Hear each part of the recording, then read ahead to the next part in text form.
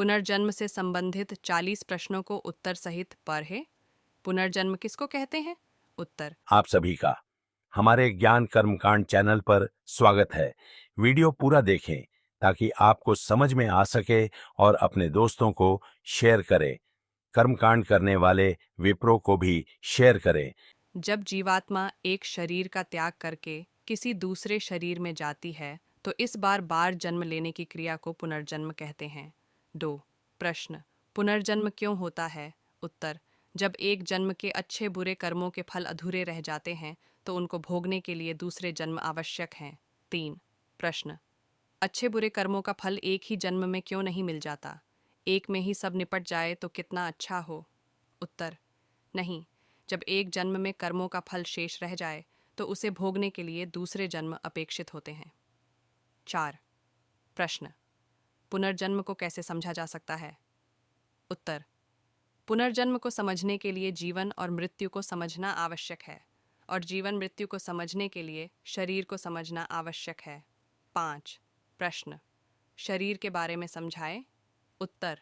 हमारे शरीर को निर्माण प्रकृति से हुआ है, जिसमें मूल प्रकृति सत्व, रजस और तमस से प्रथम बुद्धि तत्व का निर्माण हुआ है। बुद्धि से अहंकार, बुद्धि का आभा मंडल, अहंकार से 5 ज्ञानेंद्रियां, चक्षु, सूक्ष्म शरीर को किसको बोलते हैं? उत्तर।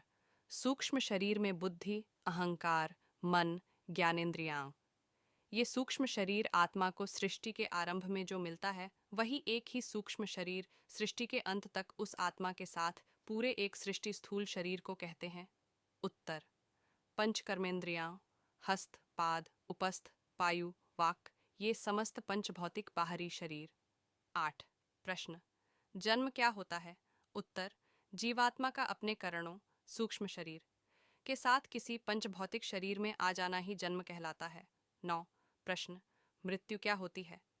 उत्तर। जब जीवात्मा का अपने पंचभौतिक स्थूल शरीर से वियोग हो जाता है तो उसे ही मृत्यु कहा जाता है, परंतु मृत्यु केवल स्थूल शरीर की होती है, सूक्ष्म शरीर की नहीं। सूक्ष्म शरीर भी छूट गया तो वह मोक्ष कहलाएगा, मृत्यु नहीं। मृत्यु केवल शरीर बदलने की प्रक्रिया है। जैसे मनुष्य कपड़े बदलता है वैसे ही आत्मा शरीर भी बदलता है। 10 प्रश्न। मृत्यु होती ही क्यों है? उत्तर।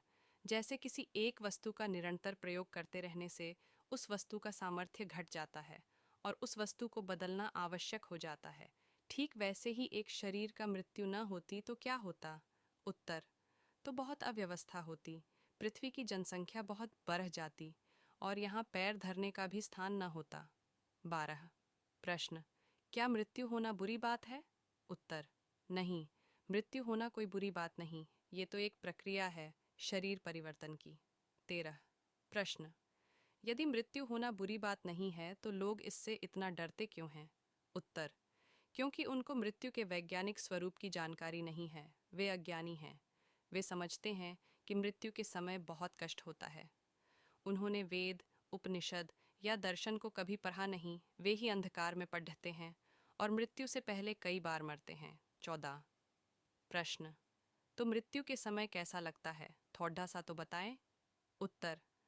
जब आप बिस्तर में लेटे लेटे नींद में जाने लगते हैं तो आपको कैसा लगता है?